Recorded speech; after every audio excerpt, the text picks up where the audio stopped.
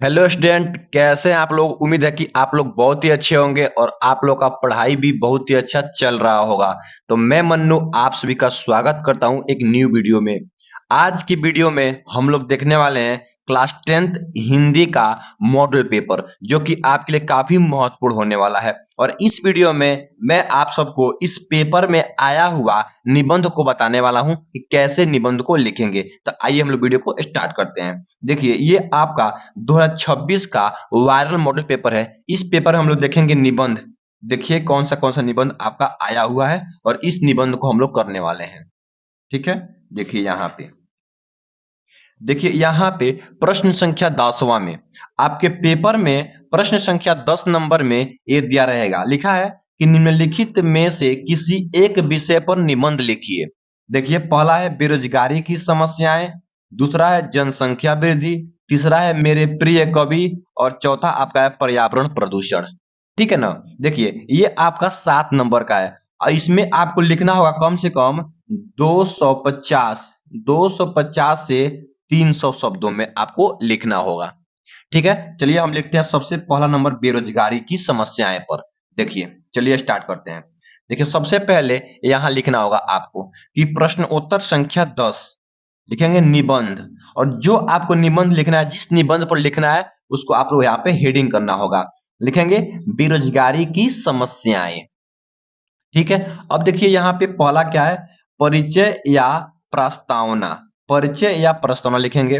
लिखेंगे बेरोजगारी का अर्थ है योग्य और इच्छुक व्यक्ति का रोजगार न मिल पाना या न मिल जाना। मतलब कहने का मतलब है कि बेरोजगारी का अर्थ है कि जो लोग योग्य हैं और इच्छुक हैं काम करने के लिए, यानी रोजगार पाने के लिए, उनको रोजगार को न मिलना ही क्या कहलाएगा, आपका बेरोजगारी कहलाएगा। आगे देखिए लिखा गया है, यह समस्या आज भारत समेत पूरे विश्व में गहराई से फैल चुकी है। तो यह जो समस्या आपका भारत में ही नहीं बल्कि पूरे विश्व में क्या हुआ, पहुंच चुका है। बेरोजगारी केवल आर्थिक समस्या नहीं है बल्कि सामाजिक सामाजिक अव्यवस्था और मानसिक तनाव का भी कारण बनती है। कहने का मतलब यह है कि बेरोजगारी केवल आर्थिक समस्या नहीं है बल्कि सामाजिक अव्यवस्था और मानसिक तनाव का भी कारण बनती है। ये आप लोग लिखेंगे यहाँ पे परिचय में या प्रस्तावना में। अब आगे लिखिएगा यहाँ पे बेरोजगारी के कारण। बेरोजगारी के कारण लिखिएगा, बेरोजगारी के कई कारण है। सबसे पहला कारण है जनसंख्या वृद्धि। यानी कि बेरोजगारी के सबसे पहला कारण क्या है, जनसंख्या वृद्धि। लिखेंगे जब जनसंख्या तेजी से बढ़ती है तो रोजगार के अवसर पर्याप्त नहीं मिल पाते हैं। बिल्कुल सही बात है। जब जनसंख्या अधिक बढ़ेगा तो रोजगार नहीं मिल पाएगा पर्याप्त रूप से। मान लीजिए रोजगार आपका 10 लोगों को देना है और जनसंख्या 50 लोगों का हो गया, तो यहाँ पे क्या होगा, आपका आपका रोजगार नहीं मिल पाएगा अच्छे रूप से। देखिएगा यहाँ पे दूसरा कारण शिक्षा व्यवस्था है। पहला कारण जनसंख्या है और दूसरा क्या है, दूसरा कारण शिक्षा व्यवस्था है, जो आज भी अधिकतर सैद्धांतिक है और व्यवसायिक कौशल नहीं देती। मतलब कहने का मतलब है कि जो आज भी अधिकतर सैद्धांतिक है और यहाँ पे व्यवसायिक कौशल नहीं देती। लिखेंगे तीसरा कारण, लिखेंगे तीसरा कारण औद्योगिकरण और तकनीकी प्रगति है। और तीसरा कारण क्या है, औद्योगिकीकरण और क्या है, तकनीकी प्रगति है, जिससे मशीनें मानव श्रम की जगह ले रही है। जिससे का जो काम अगर मानव करता है वह काम अब मशीन कर रही है, इसलिए बेरोजगारी और बढ़ गया है।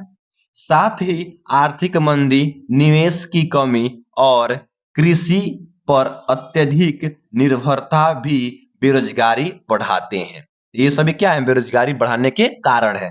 आगे लिखिएगा बेरोजगारी के प्रभाव। अब देखिए बेरोजगारी के प्रभाव क्या क्या हो सकते हैं। लिखेंगे बेरोजगारी के गंभीर परिणाम समाज और व्यक्ति दोनों पर पड़ते हैं। व्यक्ति निराशा, अवसाद और असंतोष का शिकार होता है। आय न होने से गरीबी बढ़ती है और जीवन स्तर गिरता है। समाज में अपराध, भ्रष्टाचार और असामाजिक प्रवृत्तियां पनपने लगती है। वहीं राष्ट्र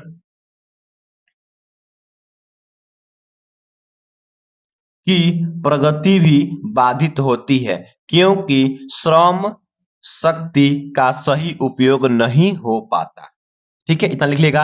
आगे लिखिएगा बेरोजगारी के उपाय, मतलब बेरोजगारी के क्या क्या उपाय हैं, लिखिएगा। बेरोजगारी दूर करने के लिए सबसे पहले शिक्षा को रोजगार मुख बनाना होगा, मतलब शिक्षा में रोजगार मुख्य बनाना होगा।